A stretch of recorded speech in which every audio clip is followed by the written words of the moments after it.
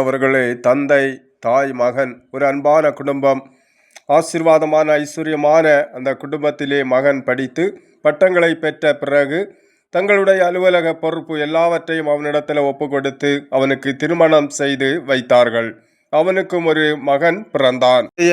தந்தையின் ஆலோசனைகளை கேட்டு அதன்படி ஒவ்வொரு காரியத்தையும் நேர்த்தியாய் செய்து வந்த மகன் தன்னுடைய தாயை மிகவும் மதிக்கக்கூடியவனாய் இருந்த மகன் இப்பொழுது அவர்கள் மீது எரிச்சல் நிறைந்தவனாய் காணப்படுகிறான். காரணம், தாயும் தந்தையும் வயது சென்றவர்களாக காணப்பட்டார்கள். அவர்கள் இப்பொழுது எந்த ஒரு காரியத்தை செய்தாலும் அதை நேர்த்தியாய் செய்ய முடியாத ஒரு சூழல். வயது அதிகமாய் ஆனதினால நடுக்கத்தோடு அவர்கள் செய்கின்ற எல்லாவற்றையும் செய்து வந்தார்கள். ஒரு பொருளை கீழே வைத்தால் கூட அதிலிருந்து அதிகமான சத்தம் உண்டாகும். அவர்களால் அதை நேர்த்தியாய் செய்ய முடியாமல் போயிற்று. ஒரு பாத்திரத்தை வைப்பதாக இருந்தாலும் கூட அதை வேகமாக அவர்கள் தங்களுடைய கையிலிருந்து விட்டு விடுவதனால கீழே விழுந்து அதிகமான சத்தம் எழும்பும்.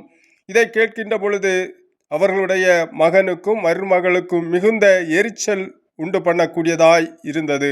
கணவனும் மனைவியும் அப்பொழுது ஒருமித்து ஆலோசனை பண்ணி, இனி தாய் தந்தைக்கு பயன்படுத்துவதற்கு மரத்தினால் செய்யப்பட்ட சில பாத்திரங்களை, பொருட்களை தயார் செய்து கொடுத்து விடுவோம், அதுதான் அவர்களுக்கு நன்மையாக இருக்கும் என்று அவர்கள் ஆலோசனை செய்து சில பொருட்களை வர வைத்து அதை ஒரு நபரை கொண்டு தயார் செய்து அவர்களுக்கு கொடுக்கிறார்கள். அப்பொழுது அதிலிருந்து மீதமாய் காணப்பட்ட மிச்ச பொருட்களை அவர்களுடைய பேரன் எடுத்து தனியாக ஒரு அறையிலே சேமித்து வைக்கக்கூடியதை அந்த சிறுவனுடைய தாய் தந்தை, அந்த வயதானவர்களுடைய மகனும் மருமகளும் பார்த்து அந்த சிறுவனிடத்தில் கேட்கிறார்கள், நீ எதற்காக அந்த மிச்ச பொருட்களை எடுத்து தனியாக சேமித்து வைக்கிறாய் என்று கேட்டபொழுது அவன் சொன்னான், என்னுடைய தாத்தா பாட்டிக்கு நீங்கள் கொடுப்பது போல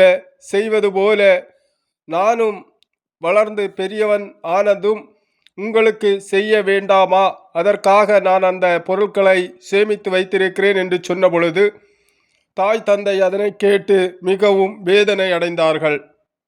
பிரியமானவர்களே, நாம் இந்த நாளிலே நம்முடைய பெரியோர்களை அசட்டை செய்கின்ற பொழுது, தாய் தந்தையை அசட்டை செய்கின்ற பொழுது நம்முடைய வாழ்விலும் நம்முடைய பிள்ளைகள் நம்மை அதே காரியத்தை நம்முடைய வாழ்விலும் செய்வார்கள். வேதம் சொல்லுகின்ற பொழுது மனுஷன் எதை விதைக்கிறானோ அதையே அறுப்பான் என்று சொல்லுகின்றது.